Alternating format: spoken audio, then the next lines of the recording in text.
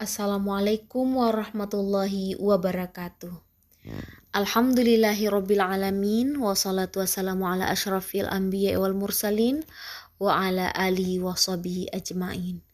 Puji syukur kehadirat Allah Subhanahu wa taala yang senantiasa melimpahkan rahmat serta nikmatnya kepada kita semua, di antaranya nikmat iman, nikmat Islam dan nikmat kesehatan serta banyak nikmat lain yang jika kita hitung tak terhingga. Salawat beserta salam kita mohonkan kepada Allah agar disampaikan kepada baginda Rasulullah SAW dengan hantaran kata Allahumma sholli ala Sayyidina Muhammad wa ala ali Sayyidina Muhammad. Baik ananda sekalian, bagaimana kabar ananda semua? Ibu doakan semoga kita semua, ananda maupun keluarga berada dalam keadaan sehat walafiat. Baik, pada kesempatan ini kita akan membahas materi yang kelima kelas 11 semester 1 yaitu KD 3.9 tentang prinsip-prinsip dan praktek ekonomi dalam Islam. KD ini kita dituntut untuk menganalisis prinsip dan praktek ekonomi dalam Islam. Adapun tujuan dari materi ini diharapkan ananda dapat menerapkan prinsip-prinsip Islam dalam bertransaksi maupun dalam menjalin kerjasama ekonomi dalam kehidupan sehari-hari. Adapun materi kita dalam menganalisis prinsip-prinsip dan transaksi ekonomi dalam Islam, pertama kita akan membahas terlebih dahulu itu tentang transaksi, makna transaksi atau disebut juga dengan muamalah. Muamalah dalam Kamus Bahasa Indonesia itu artinya hal yang termasuk urusan kemasyarakatan. Kalau dalam fikih Islam itu tukar menukar barang atau tukar menukar sesuatu yang memberi manfaat. Nah, itulah yang disebut dengan transaksi. Contoh transaksi seperti penerapannya dalam keseharian jual beli, sewa menyewa, upah mengupah, pinjam meminjam, urusan bercocok tanam, berserikat dan usaha. Nah, ini ada semuanya dalam konsep Islam berdasarkan Al-Quran dan hadis. Oke, lanjut. Ananda sekalian, adapun materi terkait prinsip transaksi ini kita akan membahas yang kedua yaitu tentang prinsip. Bagaimana prinsip transaksi, bagaimana prinsip praktek ekonomi dalam Islam. Pertama, pihak yang bertransaksi tentu harus memenuhi kewajibannya yang telah disepakati.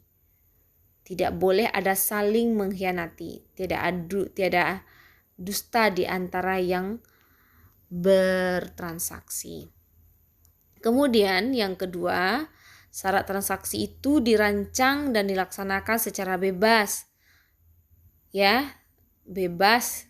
Penting kedua belah pihak itu penuh tanggung jawab. Tidak ada pihak yang dirugikan. Yang ketiga, setiap transaksi dilakukan secara sukarela tanpa ada paksaan dari pihak manapun. Jadi kalau seandainya transaksinya itu terpaksa karena ada paksaan, ya itu sebenarnya transaksinya tidak sah. Dan yang keempat, Islam mewajibkan agar setiap transaksi dilandasi dengan niat yang baik dan ikhlas karena Allah, agar terhindar dari segala bentuk penipuan. Jadi dalam konsep Islam, transaksi itu dilakukan dengan niat yang baik, ya tidak agar terhindar dari penipuan. Yang kelima, adat kebiasaan yang tidak menyimpang dari syarak boleh digunakan untuk menentukan batasan atau kriteria dalam transaksi. Jadi kalau kebiasaan itu tidak menyimpang dari syarak, boleh digunakan untuk menentukan batasannya. Lanjut. Dalam melakukan transaksi ekonomi, ya seperti jual beli, sewa menyewa, utang piutang dan pinjam minjam, Islam melarang kita beberapa hal. Jadi dalam bertransaksi itu apa hal-hal yang sangat dilarang? Satu, tidak boleh mempergunakan cara-cara yang batil. Ya, cara-cara yang batil itu artinya cara-cara yang salah yang melanggar aturan Al-Quran dan hadis. Yang kedua, tidak boleh melakukan kegiatan riba. Nanti kita akan bahas apa itu riba. Kemudian yang ketiga, tidak boleh dengan cara yang zalim, artinya menganiaya antara kedua belah pihak, ya, terzalimi, tidak boleh ada yang terzalimi. Kemudian yang keempat, tidak boleh mempermainkan takaran, timbangan, kualitas dan kehalalan, artinya transaksi itu harus jujur. Yang kelima, tidak boleh dengan cara spekulasi, yaitu berjudi. Dan yang keenam, transaksi itu tidak boleh melakukan jual barang haram, artinya transaksi tidak boleh dalam bentuk barang haram. Nah, dalam membahas prinsip dan praktek ekonomi Islam ini, kita akan ada membahas dua. Pertama, bentuk-bentuk praktek ekonomi dalam Islam. Dan yang kedua nanti kita akan membahas bentuk-bentuk kerjasama ekonomi dalam Islam. Nah, adapun bentuk praktek atau penerapan transaksi ekonomi dalam Islam, satu yang kita bahas itu jual beli. Jual beli menurut syariat agama Islam adalah kesepakatan tukar menukar benda untuk memiliki benda tersebut selamanya. Syarat jual beli itu pertama, baligh, berakal sehat, dan atas kehendak sendiri. Uang dan barangnya haruslah halal dan suci, bermanfaat, keadaan barang dapat diserah terimakan, kemudian keadaan barang diketahui oleh penjual dan pembeli, dan yang kelima milik sendiri. Kemudian ijab qabul, seperti pernyataan penjual, itu namanya ijab. Dan jawaban dari si pembeli itu namanya qabul. Namun yang terpenting sebenarnya adalah dalam jual beli itu mesti ada saling rela dari kedua belah pihak. Dan ijab kabul ini adalah merupakan bagian dari bentuk kesukaan atau kerelaan kedua belah pihak. Nah, bagaimana misalnya dengan jual beli online atau kita jual beli yang sudah ada label harganya seperti di swalayan? Apakah perlu diucapkan ijab kabul? Nah, bentuk ijabnya ya itu label harga, dan bentuk kabulnya ya diambil barangnya dan dibayar di kasir. Yang terpenting keduanya itu adalah dari ijab kabul saling rela. Oke, lanjut Anda. Dalam jual beli itu ada namanya khiyar. Khiyar itu adalah hak si penjual atau si pembeli untuk memutuskan mau meneruskan jual beli atau membatalkannya. Jadi kedua belah pihak sama-sama punya hak untuk mau meneruskan atau membatalkan jual beli. Islam memperbolehkan melakukan khiyar karena jual beli haruslah berdasarkan suka sama suka tanpa ada unsur paksaan sedikit pun. Penjual berhak mempertahankan harga barang dagangannya, sebaliknya pembeli juga berhak menawar atas dasar kualitas barang yang diyakininya. Jadi tidak boleh misalnya ketika dalam proses penawaran itu si penjual memaksa, kenapa sudah dipegang barangnya, Anda harus membelinya. Tidak bisa seperti itu. Dalam proses tawar-menawar itu, si penjual dan si pembeli sama-sama punya hak mau meneruskan atau mau membatalkannya jual beli. Itu yang disebut khiyar. Khiyar ini ada 3 macam, ada khiyar majlis, khiyar syarat, dan khiyar aib. Khiyar majlis artinya si penjual dan si pembeli sama-sama punya hak meneruskan atau membatalkan jual beli selama keduanya masih di tempat transaksi. Nah, yang kedua, si penjual dan si pembeli ini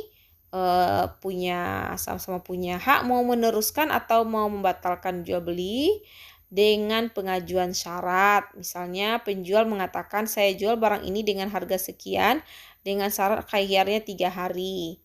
Ya, saya kasih tenggang waktu 3 hari ya mau beli atau tidak. Nah, nanti kalau ya kasih tahu ya, kalau enggak barangnya saya akan jual sama orang lain. Itu boleh, itu namanya khiyar. Nah, jika sudah melewati 3 hari ternyata si calon pembeli tidak memberi kabar, maka si penjual boleh menjualkan barangnya kepada orang lain. Itu namanya khiyar syarat. Dan si penjual tidak boleh menjualkan barangnya ketika masih dalam masa syarat kepada orang lain. Nah, yang ketiga, khiyar aib, cacat. Apa itu? Yaitu si pembeli atau si penjual itu boleh mau meneruskan atau membatalkan jual beli jika terdapat cacat pada barang. Jika si pembeli mau mengembalikan barangnya yang dibelinya jika terdapat cacat dan dapat mengurangi kualitas atau nilai barang tersebut, namun hendaknya dilakukan sesegera mungkin. Nah, biasanya itu ditentukan waktunya. Jadi, kalau diketemukan cacat, boleh dikembalikan barangnya dan si penjual tidak boleh marah dengan syarat tadi ya, saling jujur. Kemudian lanjut. Nah, hati-hati kita dalam jual beli, pasti kalau ada sesuatu yang berlebih itu disebut dengan riba. Oke. Ini kita harus hati-hati dengan riba ini karena itu berpotensi juga dalam jual beli. Apa itu riba? Riba adalah bunga uang atau nilai lebih atas penukaran barang. Hal ini sering terjadi dalam pertukaran bahan makanan, perak, emas, dan pinjam-minjam. Riba apapun bentuknya dalam syariat Islam hukumnya haram. Sanksi hukumnya juga sangat berat. Macam-macam riba. Ada riba fadli, adalah pertukaran barang sejenis yang tidak sama timbangannya. Misalnya cincin emas 22 karat seberat 10 gram ditukar dengan emas 22 karat namun seberat 11 gram. Kelebihannya itulah yang termasuk riba. Kemudian ada namanya riba qardi, adalah pinjam minjam dengan syarat harus memberi kelebihan saat mengembalikannya. Ketiga, riba yadi. Nah, ini yang dalam jual beli barang sejenis dan sama timbangannya, namun penjual dan pembeli berpisah sebelum melakukan serah terima, seperti penjualan kacang ketela yang masih di dalam tanah. Dan yang keempat, riba nasi'ah, akad jual beli dengan penyerahan barang beberapa waktu kemudian. Misalnya membeli buah-buahan yang masih kecil-kecil di pohonnya, kemudian diserahkan setelah besar-besar atau setelah layak dipetik, atau membeli padi di musim kemarau tetapi diserahkan setelah panen. Nah, ini namanya riba nasi'ah. Nah, bentuk transaksi yang kedua yaitu utang piutang. Utang piutang adalah menyerahkan harta dan benda kepada seorang dengan catatan akan dikembalikan pada waktu kemudian. Tentu saja dengan tidak mengubah keadaan. Misalnya utangnya 100.000 dikembalikan 100.000 lagi. Memberi utang kepada seorang berarti menolongnya dan sangat dianjurkan oleh agama. Nah, kalau mensyaratkan pembayaran lebih, nah itu nanti takutnya jatuh kepada riba. Namun jika yang berhutang mau melebihkan tanpa ada syarat dari orang yang menghutangkan, itu boleh ya, dibolehkan dalam agama. Kemudian rukun utang piutang, pertama tentu ada orang yang berpiutang dan yang berhutang, kedua ada harta atau barang yang dihutangkan, yang ketiga harus ada lafaz kesepakatan. Jadi harus ada ijab kabulnya, serah terimanya, ada kesepakatan kedua belah pihak. Kemudian kita masuk pembahasan ketiga, itu sewa menyewa. Dalam fikih disebut dengan ijarah. Artinya imbalan yang harus diterima oleh seorang atas jasa yang diberikannya. Jasa di sini berupa penyediaan tenaga dan pikiran, tempat tinggal ataupun hewan. Nah, syarat dan rukun sewa menyewa. Pertama, yang menyewakan dan yang menyewa haruslah balik dan berakal sehat.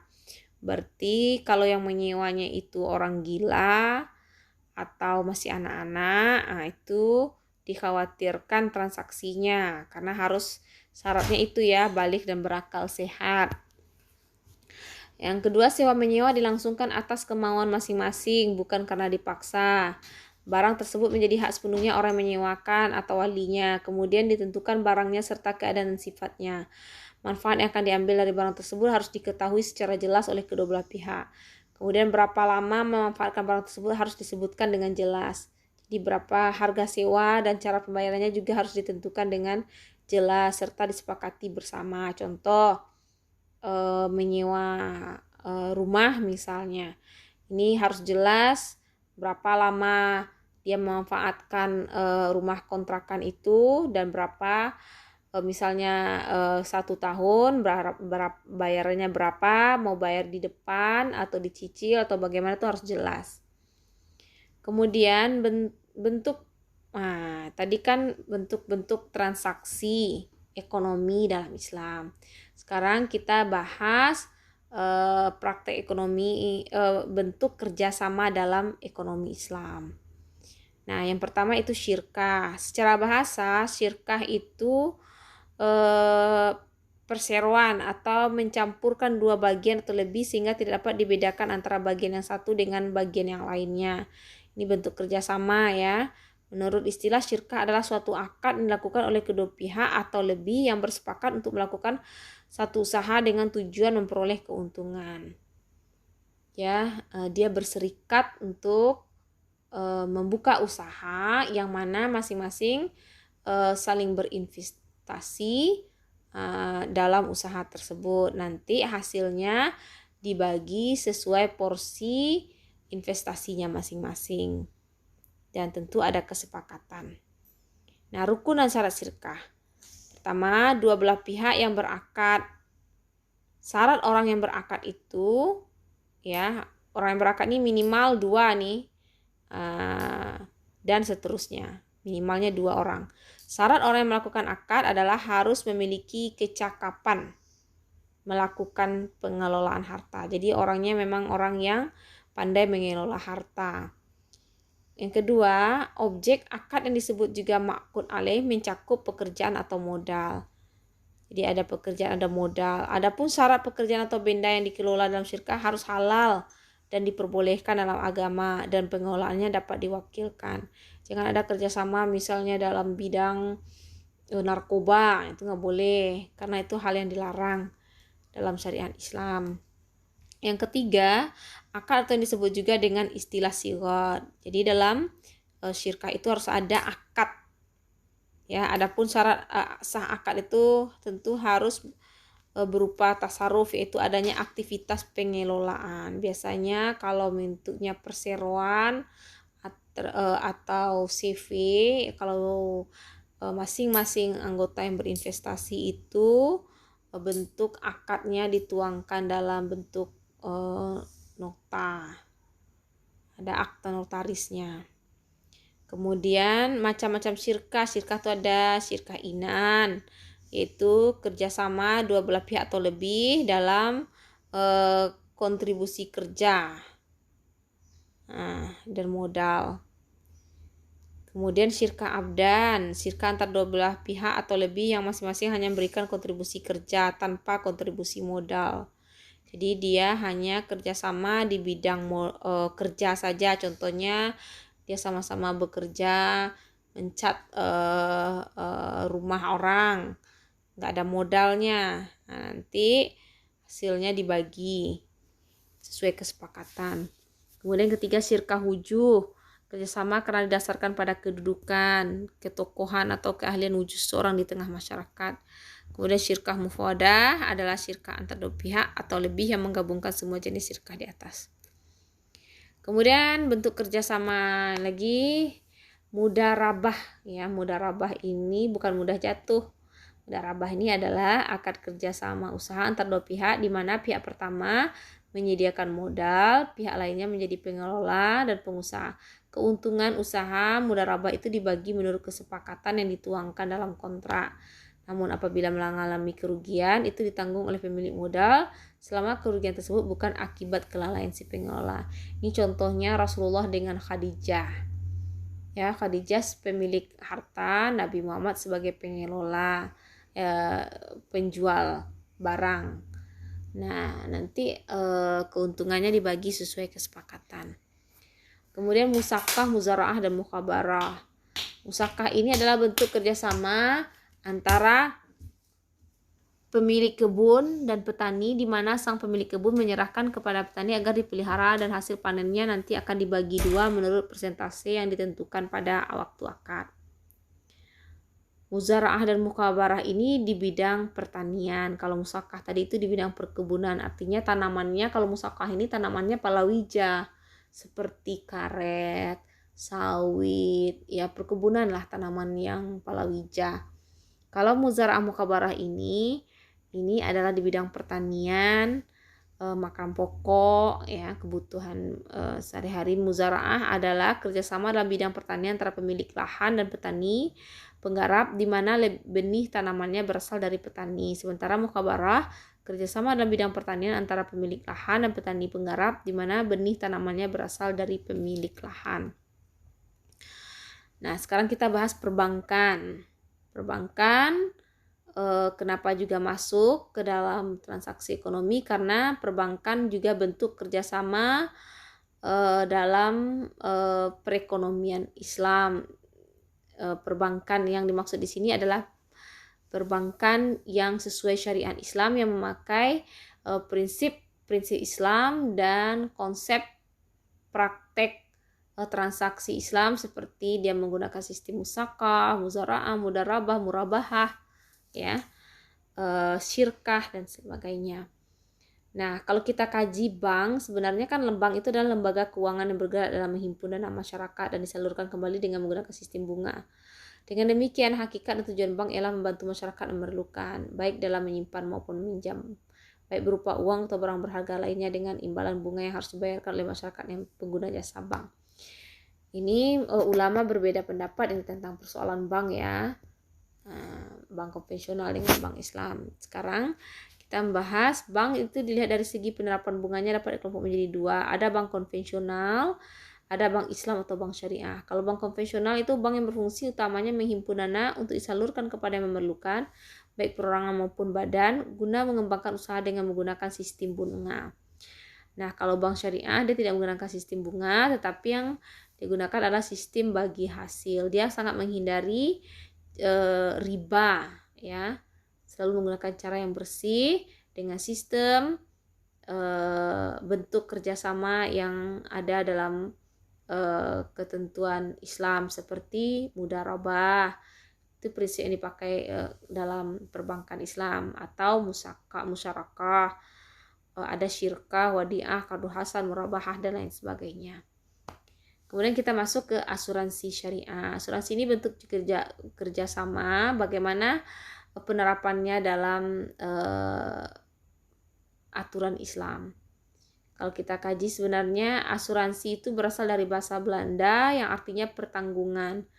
Kalau bahasa Arab dikenal dengan ta'min, yang berarti pertanggungan.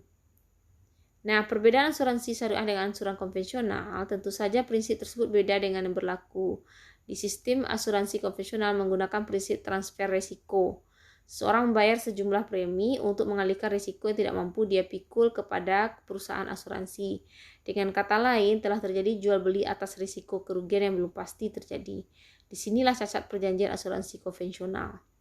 Sebab akad dalam Islam itu mensyaratkan adanya sesuatu yang bersifat pasti, apakah itu berbentuk barang ataupun jasa. Nah, perbedaan yang lain pada asuransi konvensional dikenal dana hangus, di mana peserta tidak dapat melanjutkan pembayaran premi ketika ingin mengundurkan diri sebelum masa jatuh tempo. Dalam konsep asuransi syariah, mekanisme tidak mengenal dana hangus.